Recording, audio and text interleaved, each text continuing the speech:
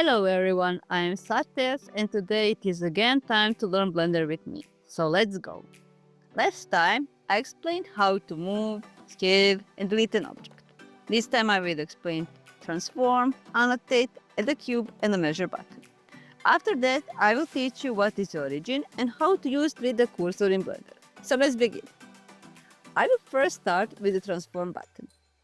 Unlike the move, scale and rotate buttons, which you use to perform only one action at a time, the transform button supports any combination of move, rotate and scale at once. This part is for moving. This one is for rotating. And this one is for scaling. The colors are telling us along which axis we are transforming. Red is for x-axis, green is for y-axis, and blue is for z-axis. I used this button when I was a beginner, but I was still learning Blender. But nowadays I don't use it at all. Still, it is good to know what it is for. Then we have Annotate button. This is a button that I started to use while writing Blender guides. Before that, I didn't use it at all. It is for making annotations on the active data. If you click on the Annotate button, you will get a drop-down menu.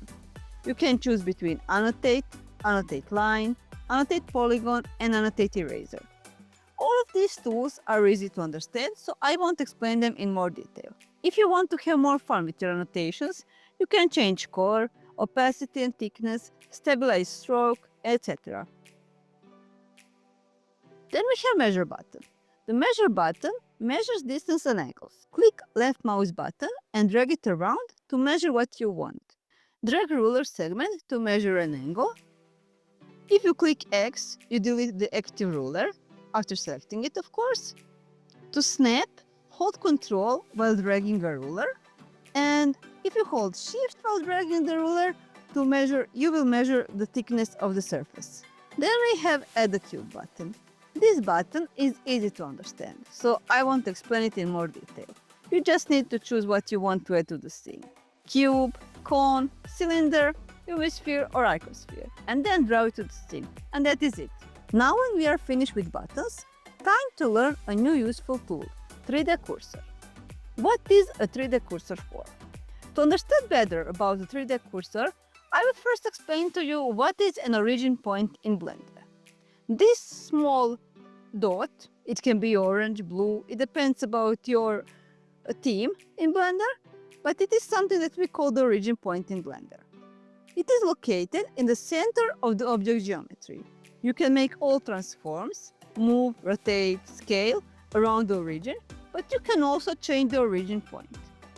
If you want to change the origin point, go to Object, Set Origin, and choose one of the options below. Geometry to origin, origin to geometry, origin to 3D cursor, origin to center of mass surface, origin to center of mass volume. This is a 3D cursor, a point in space that has both a location and rotation. And this is button where you can activate it. This is where it is located currently. When you activate the 3D cursor, you are moving it around the scene by clicking left mouse button. When the 3D cursor is not activated, you can still move it around the scene by pressing and holding Shift and clicking right mouse button at the same time. Now, if you are wondering why you should move a 3D cursor, here is one of the examples. We have a scene, and on the scene is the default cube.